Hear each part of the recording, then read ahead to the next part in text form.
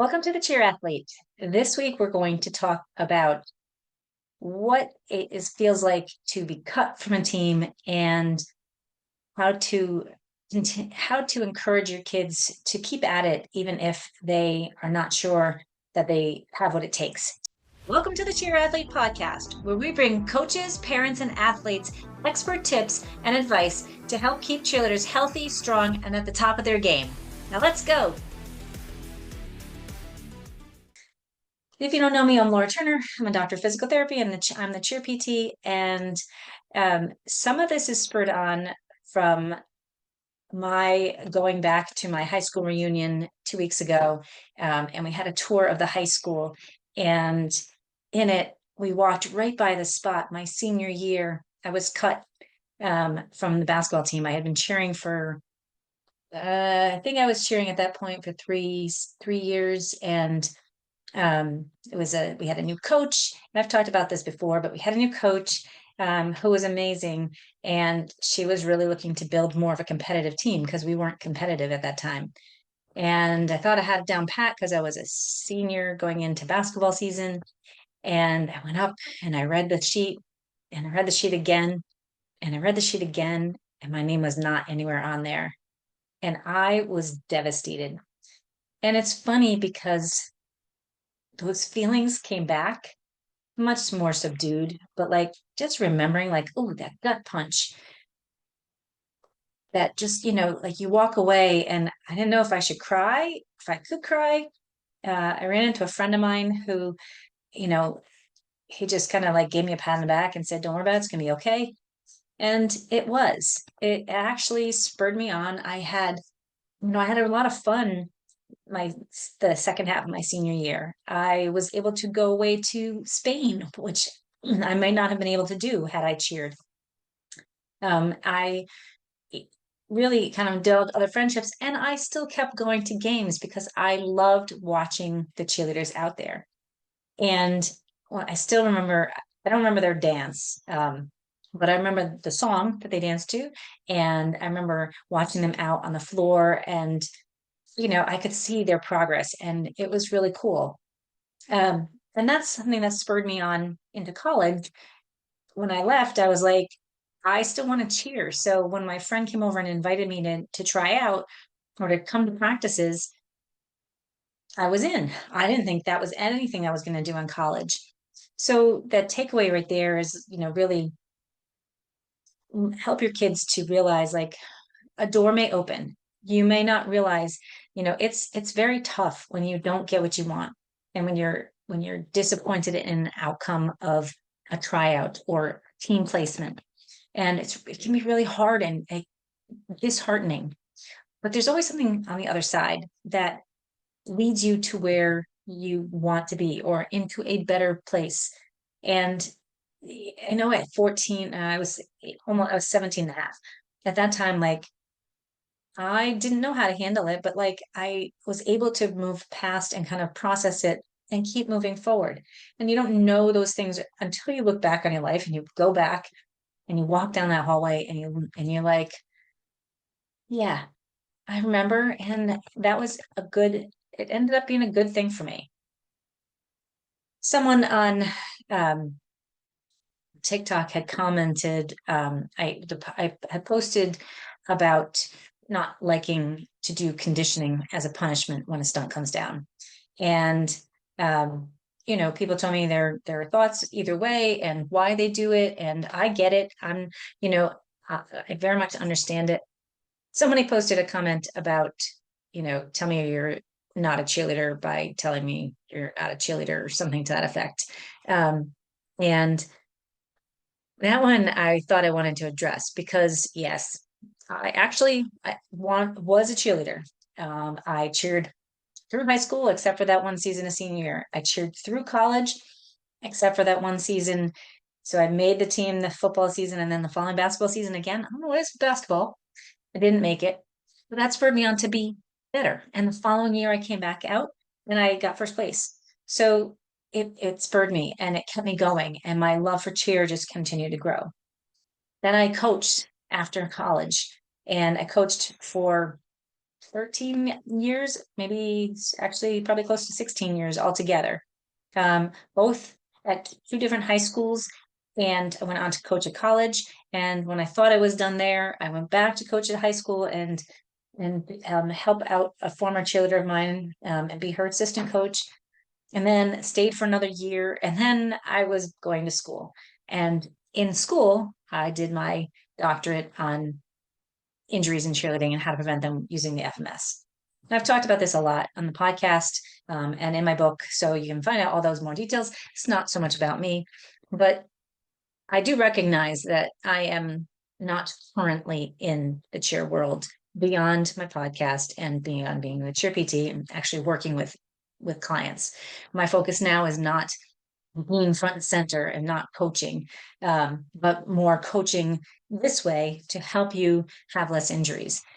And so I am still involved, but it's in a different aspect because it's been a long time. But I do recognize the conditioning is not new. And this is something that we've done forever. When I was in coaching, when I was cheering in college, we would have to do push-ups if the sun came down. When I was coaching, I made my athletes do push-ups, made my athletes do push-ups for touchdowns at football games. And one game, we were winning by it was like 50-7. Now 50, I don't know the exact score, but let's say 49, because that's a divisible by 7. 49 to 3. Crazy, ridiculous. And they were doing push-ups through all of that. And so it's cumulative. You do the number of push-ups for the number of points on the board. It's a great exercise. It's not so good when you actually then want to go stunt. And once we got higher, I was like, and I could see their push-ups were just deteriorating. All right, let's change. Let's do something celebratory. Let's throw a basket. Let's do handsprings. Let's do something different. I 100% think conditioning is very important. I think it's what helps us to get stronger and creates better athletes. But used as a punishment when the kid's already tired doesn't necessarily do that. So I have seen everything evolve, and I'm not, I encourage you to watch what the athletes are doing so that if your athletes are really tired, you shut them down. It doesn't help them to just push harder each time. This can you can find a different way to get them to pay attention to make sure those stunts don't hit again. And so that was the whole point of that post. And I needed to address it because it made me laugh, and made me realize that, I recognize that I am not in the thick of things with cheer, but because I've done it in the past, because I did have my kids conditioned in the past, because I saw that it didn't really make a difference on their stunting ability, and because I have been studying injuries in cheerleading since 2013, when and then did my doctorate in 16, or finished my doctorate in 16, but I've been studying and paying attention to them since then. Like, I recognize what injuries can happen, not just from falls, but from fatigue.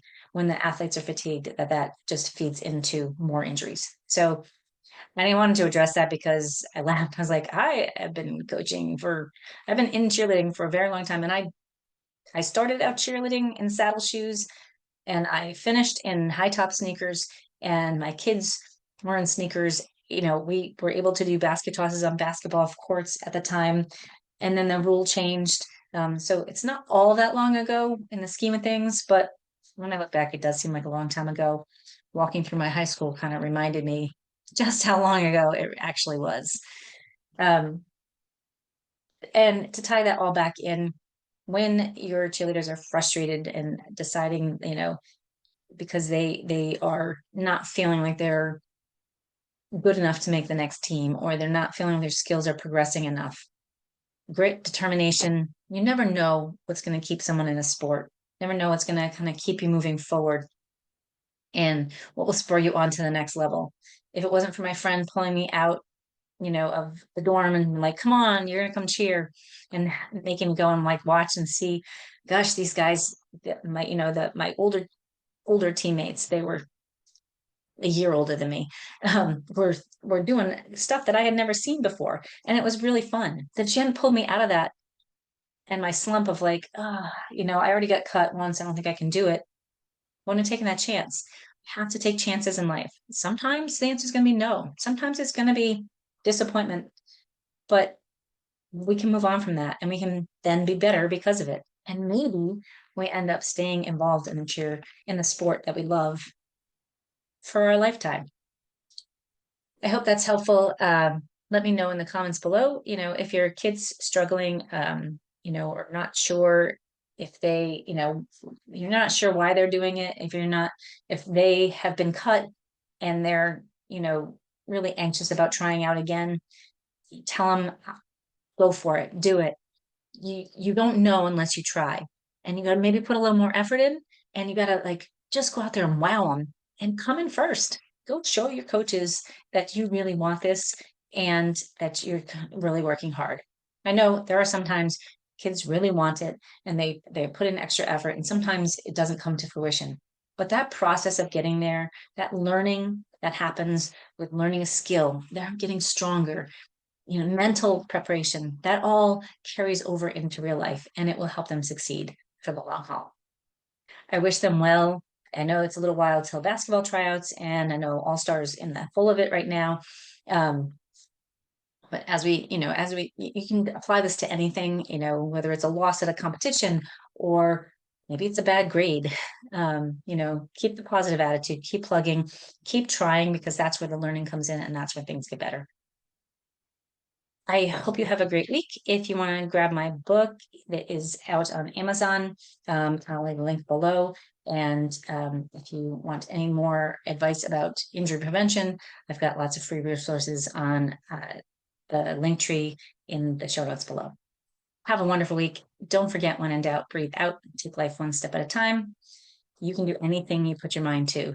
And as my friend Good Keller has said, you're responsible for your own vibes. Let's go get the day.